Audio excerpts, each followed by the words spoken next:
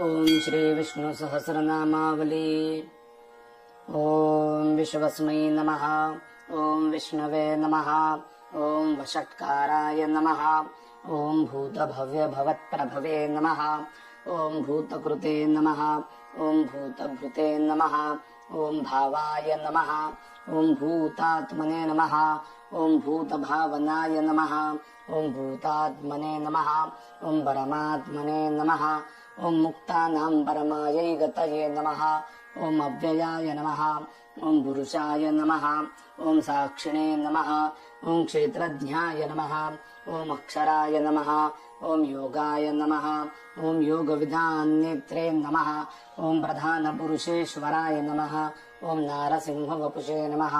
ओम श्रीमते नमः। ओम केशवाय नमः। ओम पुरुषोत्तमाय नमः। ओम सर्वस्मै नमः। ओम शरवाय नमः। ओम शिवाय नमः। ओम स्थाणवे नमः। ओम भूतादये नमः। ओम निधयव्ययाय नमः। ओम संभवाय नमः। ओम भावनाय नमः। ओम भर्त्रे नमः। ओम प्रभवाय नमः। ओम प्रभवे नमः। ओम ईश्वराय नमः। ओम स्वयंभुवे नमः। ओम शंभवे नमः। ओम आदित्याय नमः। ओम पुष्कराक्षाय नमः। ओम महास्वनाय नमः। ओम अनादिनिधनाय नमः। ओम धात्रे नमः। ओम विधात्रे नमः। ओम धातुरुत्तमाय नमः। ओम अप्रमेयाय नमः। ओम ऋषिकेशाय नमः। ओम पद्मनाभाय नमः। ओम अमरप्रभवे नमः। ओम विश्वकर्मणे नमः। ओम मनवे नमः। ओम त्वष्ट्रे नमः। ओम स्थविष्ठाय नमः। ओम स्थविराय ध्रुवाय नमः। ओम अग्राह्याय नमः। ओम शाश्वताय नमः। ओम कृष्णाय नमः। ओम लोहिताक्षाय नमः। ओम प्रतरदनाय नमः। ओम प्रभूताय नमः। ओम दृगगुब्धाम्ने नमः। ओम पवित्राय नमः। ओम मंगलाय पराय नमः। ओम ईशानाय नमः। ओम प्राणाय नमः। ओम प्राणदाय नमः। ओम ज्येष्ठाय नमः। ओम श्रेष्ठाय नमः। ओम प्रजापतये नमः।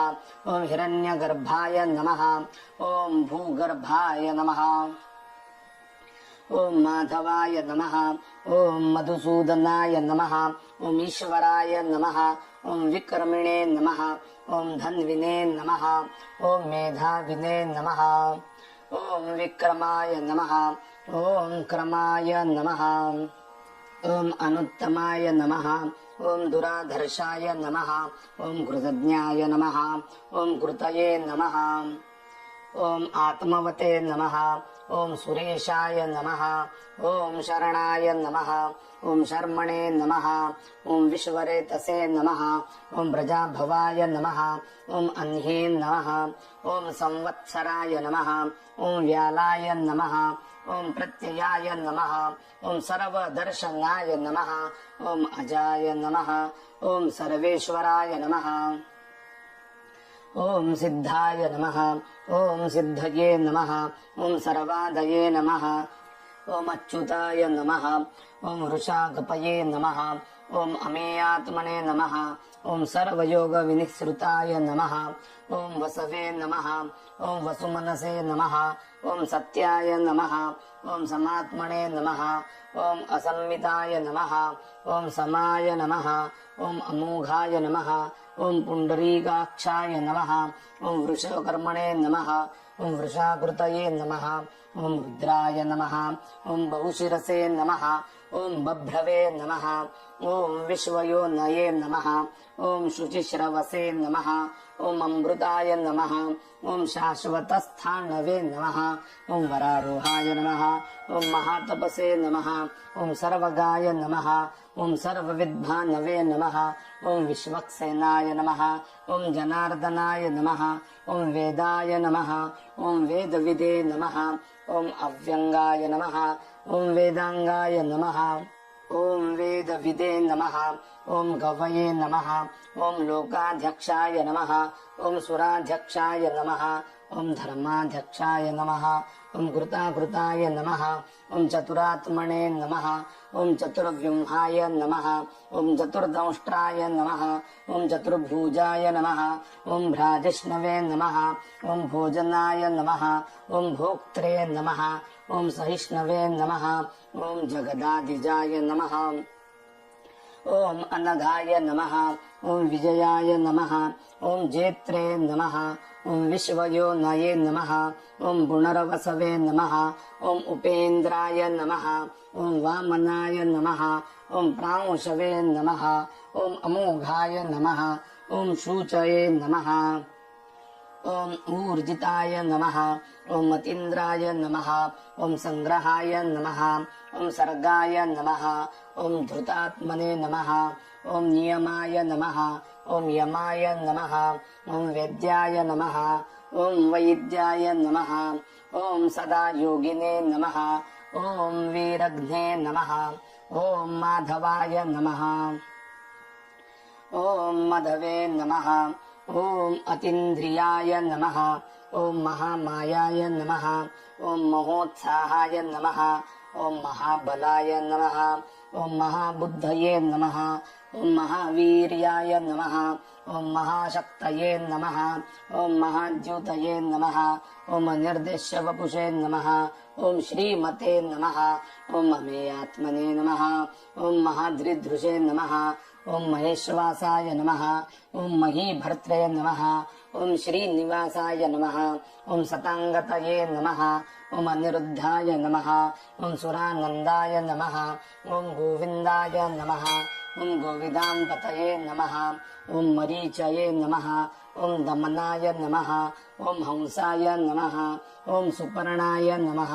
ॐ भुजगोत्तमाय नमः ॐ हिरण्यनाभाय नमः ॐ सुतपसे नमः ॐ पद्मनाभाय नमः ॐ प्रजापतये नमः ॐ अमृत्यवे नमः ॐ सर्वदृशे नमः ॐ सिंहाय नमः ॐ सन्धात्रे नमः ॐ सन्धिमते नमः ॐ स्थिराय नमः ॐ अजाय नमः ॐ दुर्मर्शनाय नमः ॐ शास्त्रे नमः ॐ विश्रुतात्मने नमः ॐ सुरारिघ्ने नमः ॐ गुरवे नमः ॐ गुरुतमाय नमः ॐ धाम्ने नमः ॐ सत्याय नमः ॐ सत्यपराक्रमाय नमः ॐ निमिषाय नमः ॐ अनिमिषाय नमः ॐ स्त्रग्विने नमः ॐ वाचस्पतये उदारधिये नमः ॐ अग्रण्ये नमः ॐ ग्रामण्ये नमः ॐ श्रीमते नमः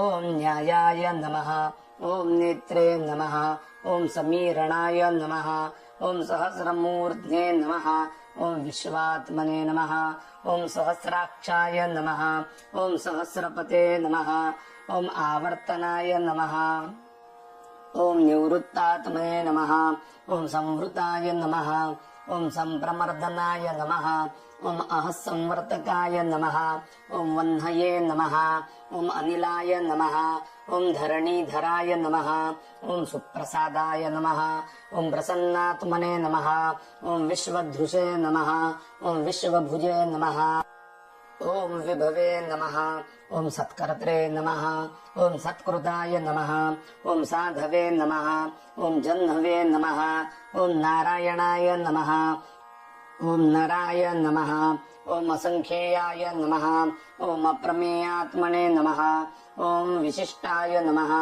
ॐ शिष्टकृते नमः ॐ शूचये नमः ॐ सिद्धार्थाय नमः ॐ सिद्धसङ्कल्पाय नमः ॐ सिद्धिदाय नमः ॐ सिद्धिसाधनाय नमः ॐ वृषाहिने नमः ॐ वृषभाय नमः ॐ विष्णवे नमः ॐ वृषपर्वणे नमः ॐ वृषोद्धराय नमः ॐ वर्धनाय नमः ॐ वर्धमानाय नमः ॐ विविक्ताय नमः ॐ श्रुतिसागराय नमः ॐ सुभुजाय नमः ॐ दुर्धराय नमः ॐ वाग्मिणे नमः ॐ महेन्द्राय नमः ॐ वसुदाय नमः ॐ वसवे नमः ॐ नैकरूपाय नमः ॐ बृहद्रूपाय नमः ॐ शिबिविष्टाय नमः ॐ प्रकाशनाय नमः ॐ ओजस्तेजोद्युतिधराय नमः ॐ प्रकाशात्मने नमः ॐ प्रतापनाय नमः ॐ रुद्धाय नमः ॐ स्पष्टक्षराय नमः ॐ मन्त्राय नमः ॐ चन्द्रांशवे नमः ॐ भास्करद्यूतये नमः ॐ अमृतांशुद्भवाय नमः ॐ भानवे नमः ॐ शशिबिन्दवे नमः ॐ सुरेश्वराय नमः ॐ औषधाय नमः ॐ जगतसेतवे नमः ॐ सत्यधर्मपराक्रमाय नमः ॐ भूतभव्यभवन्नाथाय नमः ॐ भवनाय नमः ॐ पावनाय नमः ॐ मनलाय नमः ॐ कामग्ने नमः ॐ कामकृते नमः ॐ कान्ताय नमः ॐ कामाय नमः ॐ कामप्रदाय नमः ॐ प्रभवे नमः ॐ युगादिकृते नमः ॐ युगावर्ताय नमः ॐ नैकमायाय नमः ॐ महाशनाय नमः ॐ अदृश्याय नमः ॐ अव्यक्तरूपाय नमः ॐ सहस्रजिते नमः ॐ अनन्तजिते नमः ॐ ईष्टाय नमः ॐ अविशिष्टाय नमः ॐ शिष्टिष्टाय नमः ॐ शिखण्डिने नमः ॐ नहुषाय नमः ॐ वृषाय नमः ॐ क्रोधग्ने नमः ॐ क्रोधकृत्कर्त्रे नमः ॐ विश्वबाहवे नमः ॐ महीधराय नमः ॐ अच्युताय नमः ॐ प्रतिथाय नमः ॐ प्राणाय नमः ॐ प्राणदाय नमः ॐ वासवानुजाय नमः ॐ अपान्निधये नमः ॐ अधिष्ठानाय नमः ॐ अप्रमत्ताय नमः ॐ प्रतिष्ठिताय नमः ॐ स्कन्दाय नमः ॐ स्कन्दधराय नमः ॐ धूर्याय नमः ॐ वरदाय नमः ॐ वायुवाहनाय नमः ॐ वासुदेवाय नमः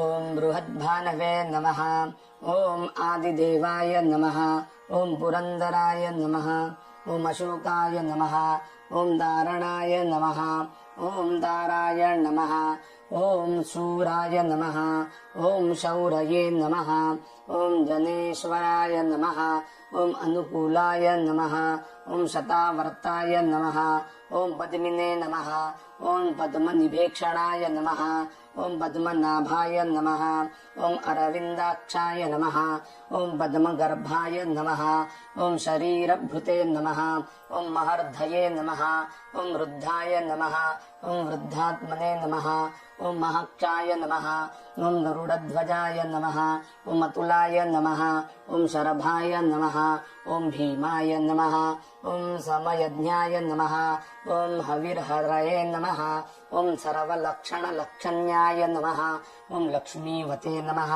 ॐ सिमितिञ्जयाय नमः ॐ विक्षराय नमः ॐ रोहिताय नमः ॐ मार्गाय नमः ॐ हेतवे नमः ॐ दामोदराय नमः ॐ सहाय नमः ॐ महीधराय नमः ॐ महाभागाय नमः ॐ वेगवते नमः ॐ अमिताशनाय नमः ॐ उद्भवाय नमः ॐ क्षोभणाय नमः ॐ देवाय नमः ॐ श्रीगर्भाय नमः ॐ परमेश्वराय नमः ॐ करणाय नमः ॐ कारणाय नमः ॐ कर्त्रे नमः ॐ विकर्त्रे नमः ॐ गहनाय नमः ॐ गुहाय नमः ॐ व्यवसायाय नमः ॐ व्यवस्थानाय नमः ॐ संस्थानाय नमः ॐ स्थानदाय नमः ॐ ध्रुवाय नमः ॐ परर्धये नमः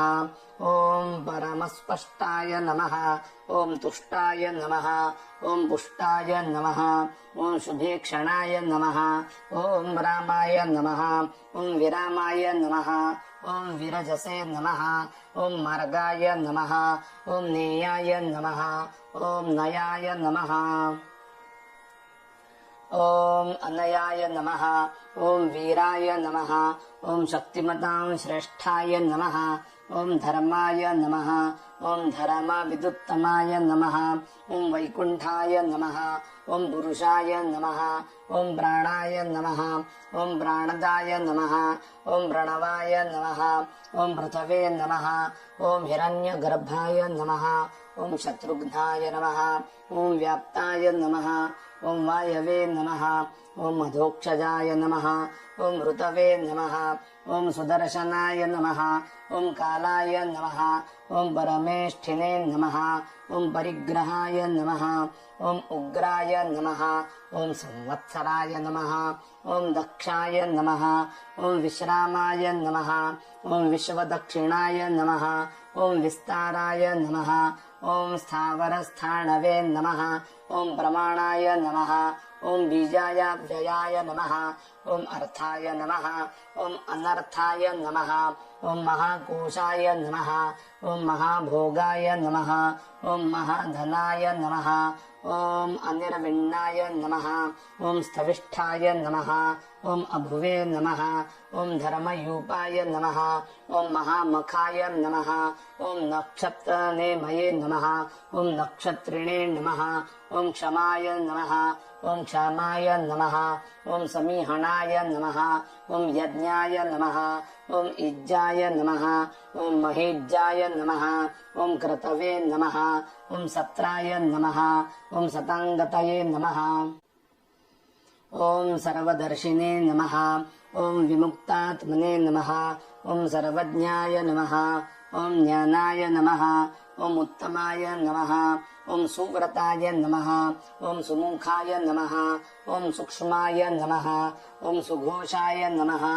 ॐ सुखदाय नमः ॐ सुहृदे नमः ॐ मनोहराय नमः ॐ जितक्रोधाय नमः ॐ वीरबाहवे नमः ॐ विदारणाय नमः ॐ स्वापनाय नमः ॐ सोवशाय नमः ॐ व्यापिने नमः ॐ नैकात्मने नमः ॐ नैककर्मकृते नमः ॐ वत्सराय नमः ॐ वत्सलाय नमः ॐ वत्सिने नमः ॐ रत्नगर्भाय नमः ॐ धनेश्वराय नमः ॐ धर्मगुपे नमः ॐ धर्मकृते नमः ॐ धर्मिणे नमः ॐ सते नमः ॐ असते नमः ॐ क्षराय नमः ॐ अक्षराय नमः ॐ अविज्ञात्रे नमः ॐ सहस्रांशवे नमः ॐ विधात्रे नमः ॐ कृतलक्षणाय नमः ॐ गभस्तिनेमये नमः ॐ सत्वस्थाय नमः ॐ सिंहाय नमः ॐ भूतमहेश्वराय नमः ॐ आदिदेवाय नमः ॐ महादेवाय नमः ॐ देवेशाय नमः ॐ देवभृद्गुरवे नमः ॐ उत्तरस्मै नमः ॐ गोपतये नमः ॐ गोप्त्रे नमः ॐ ज्ञानगम्याय नमः ॐ पुरातनाय नमः ॐ शरीरभूतभृते नमः ॐ भोक्त्रे नमः ॐ कपीन्द्राय नमः ॐ भूरिदक्षिणाय नमः ॐ सोमपाय नमः ॐ अमृतपाय नमः ॐ सोमाय नमः ॐ पुरुजिते नमः ॐ पुरुषोत्तमाय नमः ॐ विनयाय नमः ॐ जयाय नमः ॐ सत्यसन्धाय नमः ॐ दाशार्हाय नमः ॐ सात्वतां पथे नमः ॐ जीवाय नमः ॐ विनेतासाक्षिणे नमः ॐ मुकुन्दाय नमः ॐ अमितविक्रमाय नमः ॐ अम्भोनिधये नमः ॐ अनन्तात्मने नमः ॐ महोदधीशयाय नमः ॐ अन्तकाय नमः ॐ अजाय नमः ॐ महार्हाय नमः ॐ स्वाभाव्याय नमः ॐ जीतामित्राय नमः ॐ प्रमोदनाय नमः ॐ आनन्दाय नमः ॐ नन्दनाय नमः ॐ नन्दाय नमः ॐ सत्यधर्मणे नमः ॐ त्रिविक्रमाय नमः ॐ महर्षये कपिलाचार्याय नमः ॐ कृतज्ञाय नमः ॐ मेदनीपतये नमः ॐ त्रिपदाय नमः ॐ त्रिदशाध्यक्षाय नमः ॐ महाशृङ्गाय नमः ॐ कृतान्तकृते नमः ॐ महावराहाय नमः ॐ गोविन्दाय नमः ॐ सुषेणाय नमः ॐ गणकाङ्गदिने नमः ॐ गुह्याय नमः ॐ गभीराय नमः ॐ गहनाय नमः ॐ गुप्ताय नमः ॐ चक्रगदाधराय नमः ॐ वेधसे नमः ॐ स्वाङ्गाय नमः ॐ अजिताय नमः ॐ कृष्णाय नमः ॐ दृढाय नमः ॐ सङ्कर्षणाय नमः ॐ अच्युताय नमः ॐ वरुणाय नमः ॐ वारुणाय नमः ॐ वृक्षाय नमः ॐ पुष्कराक्षाय नमः ॐ महामनसे नमः ॐ भगवते नमः ॐ भगग्ने नमः ॐ आनन्दिने नमः ॐ वनमालिने नमः ॐ हलायुधाय नमः ॐ आदित्याय नमः ॐ ज्योतिरादित्याय नमः ॐ सहिष्णवे नमः ॐ गतिसप्तमाय नमः ॐ सूधन्वने नमः ॐ खण्डपरशवे नमः ॐ दारुणाय नमः ॐ द्रविणप्रदाय नमः ॐ दिविस्पुरुषे नमः ॐ सर्वदुर्गव्यासाय नमः ॐ वाचस्पतये निजाय नमः ॐ त्रिसाम्ने नमः ॐ सामगाय नमः ॐ साम्ने नमः ॐ निर्वाणाय नमः ॐ भीषजाय नमः ॐ भीषजे नमः ॐ सन्न्यासकृते नमः ॐ शमाय नमः ॐ शान्ताय नमः ॐ निष्ठायै नमः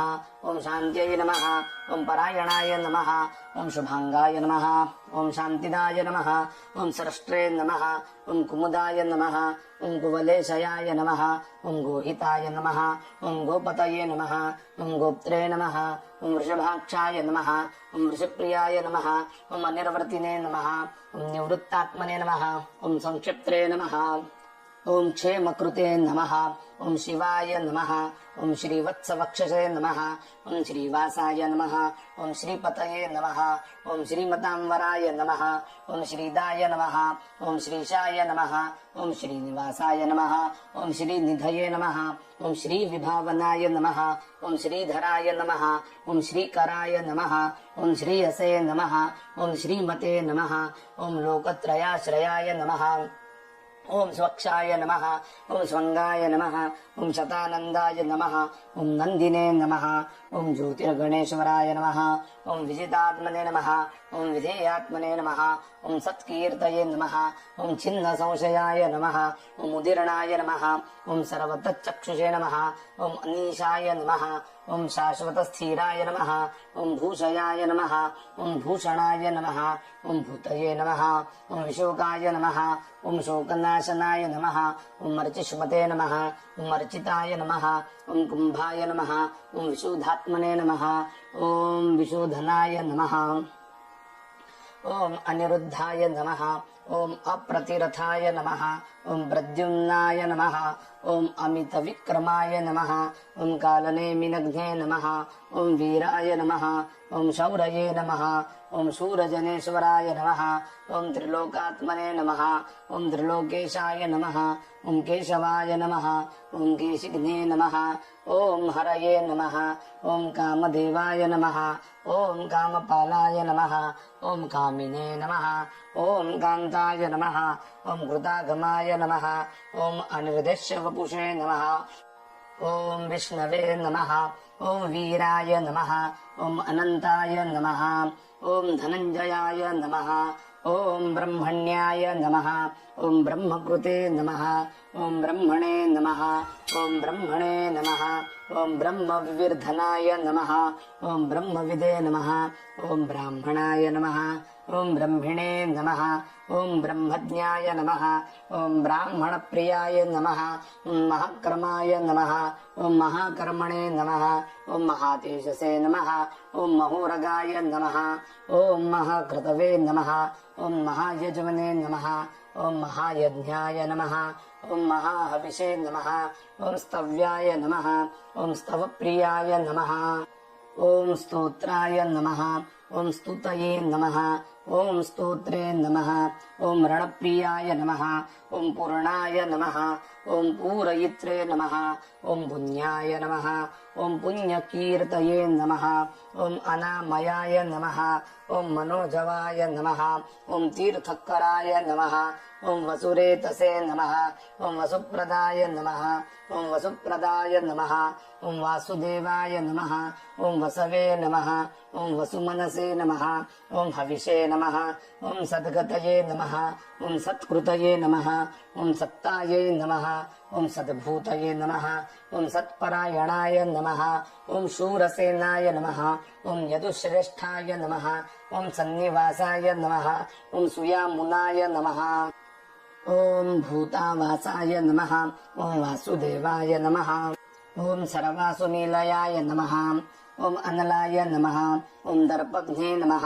ॐ दर्पदाय नमः ॐ दृप्ताय नमः ॐ दुर्धराय नमः ॐ अपराजिताय नमः ॐ विश्वमूर्तये नमः ॐ महामूर्तये नमः ॐ दीप्तमूर्तये नमः ॐ अमूर्तिमते नमः ॐ अनेकमूर्तये नमः ॐ अव्यक्ताय नमः ॐ शतमूर्तये नमः ॐ शताननाय नमः ॐ एकस्मै नमः ॐ नैकाय नमः ॐ सवाय नमः ॐ काय नमः ॐ कस्मै नमः ॐ यस्मै नमः ॐ तस्मै नमः ॐ पादायनुत्तमाय नमः ॐ लोकबन्धवे नमः ॐ लोकनाथाय नमः ॐ माधवाय नमः ॐ भक्तवत्सलाय नमः ॐ सुवर्णवर्णाय नमः ॐ हेमाङ्गाय नमः ॐ वराङ्गाय नमः ॐ चन्दनाङ्गदिने नमः ॐ वीरघ्ने नमः ॐ विषमाय नमः ॐ शून्याय नमः ॐ धृताशिषे नमः ॐ अचलाय नमः ॐ चलाय नमः ॐ अमानिने नमः ॐ मानदाय नमः ॐ मान्याय नमः ॐ लोकस्वामिने नमः ॐ त्रिलोकधृषे नमः ॐ सुमेधसे नमः ॐ मेधजाय नमः ॐ धन्याय नमः ॐ सत्यमेधसे नमः ॐ धराधराय नमः ॐ तेजोवृषाय नमः ॐ द्युतिधराय नमः ॐ सर्वशस्त्रभृताम्बराय नमः ॐ प्रग्रहाय नमः ॐ निग्रहाय नमः ॐ व्यग्राय नमः ॐ नैकशृङ्गाय नमः ॐ गदाग्रजाय नमः ॐ चतुर्मूर्तये नमः ॐ चतुर्बाहवे नमः ॐ चतुर्व्यूहाय नमः ॐ चतुर्गतये नमः ॐ चतुरात्मने नमः ॐ चतुर्भावाय नमः ॐ चतुर्वेदविदे नमः ॐ एकपदे नमः ॐ समावर्ताय नमः ॐ अनिवृत्तात्मने नमः ॐ दुर्जयाय नमः ॐ दुरितक्रमाय नमः ॐ दुर्लभाय नमः ॐ दुर्गमाय नमः ॐ दुर्गाय नमः ॐ दुरावासाय नमः ॐ दुरारिघ्ने नमः ॐ शुभाङ्गाय नमः ॐ लोकसारङ्गाय नमः ॐ सुदान्तवे नमः ॐ तन्तुवर्धनाय नमः ॐ इन्द्रकर्मणे नमः ॐ महाकर्मणे नमः ॐ कृतकर्मणे नमः ॐ कृतागमाय नमः ॐ उद्भवाय नमः ॐ सुन्दराय नमः ॐ सुन्दाय नमः ॐ रत्ननाभाय नमः ॐ सुलोचनाय नमः ॐ अर्काय नमः ॐ वाजसनाय नमः ॐ शृङ्गिणे नमः ॐ जयन्ताय नमः ॐ सर्वविजयिते नमः ॐ सुवर्णबिन्दवे नमः ॐ अक्षुभ्याय नमः ॐ सर्ववागीश्वरेश्वराय नमः ॐ महारुदाय नमः ॐ महागर्ताय नमः ॐ महाभूताय नमः ॐ महानिधये नमः ॐ कुमुदाय नमः ॐ कुन्दराय नमः ॐ कुन्दाय नमः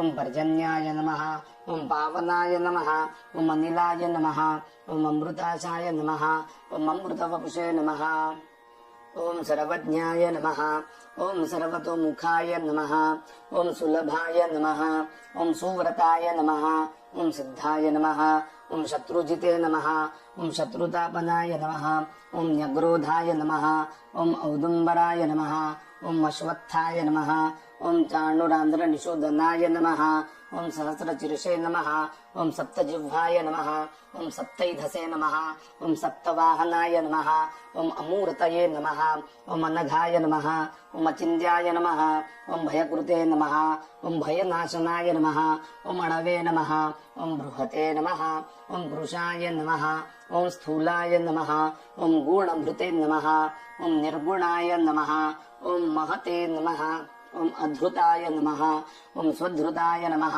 ॐ स्वास्याय नमः ॐ ब्राह्मवंशाय नमः ॐ वंशवर्धनाय नमः ॐ भारभृते नमः ॐ कथिताय नमः ॐ योगिने नमः ॐ योगीशाय नमः ॐ सर्वकामदाय नमः ॐ आश्रमाय नमः ॐ श्रमणाय नमः ॐ क्षामाय नमः ॐ सुपर्णाय नमः ॐ वायुवाहनाय नमः ॐ धनुर्धराय नमः ॐ धनुर्वेदाय नमः ॐ दण्डाय नमः ॐ दमयित्रे नमः ॐ दमाय नमः ॐ अपराजिताय नमः ॐ सर्वसहाय नमः ॐ नियन्त्रे नमः ॐ अनिमियाय नमः ॐ अयमाय नमः ॐ सत्त्ववते नमः ॐ सात्विकाय नमः ॐ सत्याय नमः ॐ सत्यधर्मपरायणाय नमः ॐ अभिप्रायाय नमः ॐ प्रियार्हाय नमः ॐ अर्हाय नमः ॐ प्रियकृते नमः ॐ प्रीतिवर्धनाय नमः ॐ विहायसगतये नमः ॐ ज्योतिषे नमः ॐ सुरुचये नमः ॐ हुतभुजे नमः ॐ विभवे नमः ॐ रवये नमः ॐ विरोचनाय नमः ॐ सूर्याय नमः ॐ सवित्रे नमः ॐ रविलोचनाय नमः ॐ अनन्ताय नमः ॐ भूतभुजे नमः ॐ भोक्त्रे नमः ॐ सुखदाय नमः ॐ नैकजाय नमः ॐ अग्रजाय नमः ॐ अनिर्विण्णाय नमः ॐ सदामर्शिने नमः ॐ लोकाधिष्ठाय नमः ॐ अद्भुताय नमः ॐ सनाते नमः ॐ सनातनमयाय नमः ॐ कपिलाय नमः ॐ कपये नमः ॐ अप्ययाय नमः ॐ स्वस्तिदाय नमः ॐ स्वस्तिकृते नमः ॐ स्वस्तये नमः ॐ स्वस्तिभुजे नमः ॐ स्वस्ति दक्षिणाय नमः ॐ अरौन्द्राय नमः ॐ कुण्डलिने नमः ॐ चक्रिणे नमः ॐ विक्रमिणे नमः ॐ ऊर्जितशासनाय नमः ॐ शब्दातिगाय नमः ॐ शब्दसहाय नमः ॐ शशीराय नमः ॐ शर्वरीकराय नमः ॐ अक्रूराय नमः ॐ पेशलाय नमः ॐ दक्षाय नमः ॐ दक्षिणस्यै नमः ॐ क्षमिणान्वराय नमः ॐ विधवत्तमाय नमः ॐ वितभयाय नमः ॐ पुण्यश्रवणकीर्तनाय नमः ॐ उत्तारणाय नमः ॐ दुष्कृतिघ्ने नमः ॐ पुण्याय नमः ॐ दुःस्वप्नप्रणाशनाय नमः ॐ वीरघ्ने नमः ॐ रक्षणाय नमः ॐ सद्भ्यो नमः ॐ जीवनाय नमः ॐ पर्यवस्थिताय नमः ॐ अनन्तरूपाय नमः ॐ अनन्तश्रिये नमः ॐ जितमन्यवे नमः ॐ भयापहाय नमः ॐ चतुरस्त्राय नमः ॐ गभीरात्मने नमः ॐ विदिशाय नमः ॐ व्याधिशाय नमः ॐ दिशाय नमः ॐ अनादये नमः ॐ भूर्भुवे नमः ॐ लक्ष्म्यै नमः ॐ सुवीराय नमः ॐ रुचिराङ्गदाय नमः ॐ जननाय नमः ॐ जनजन्मादये नमः ॐ भीमाय नमः ॐ भीमपराक्रमाय नमः ॐ आधारनीलयाय नमः ॐ अधात्रे नमः ॐ पुष्पहासाय नमः ॐ व्रजागराय नमः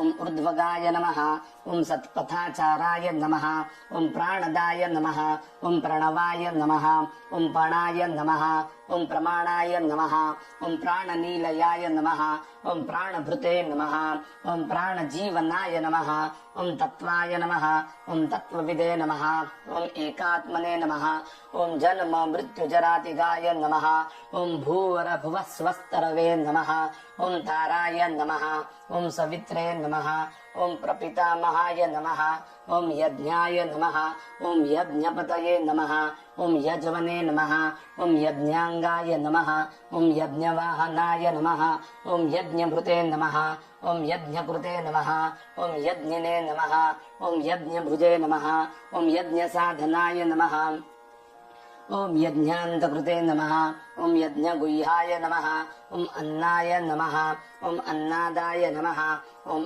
आत्मयोनये नमः ॐ स्वयंजाताय नमः ॐ वैखानाय नमः ॐ सामगायनाय नमः ॐ देवकीनन्दनाय नमः ॐ स्रष्ट्रे नमः ॐ क्षितिशाय नमः ॐ पापनाशनाय नमः ॐ शङ्खभृते नमः ॐ नन्दकिने नमः ॐ चक्रिणे नमः ॐ शारङ्गधन्वने नमः ॐ गदाधराय नमः ॐ रथाङ्गपाणये नमः ॐ नक्षोभ्याय नमः ॐ सर्वप्रहरणायुधाय नमः।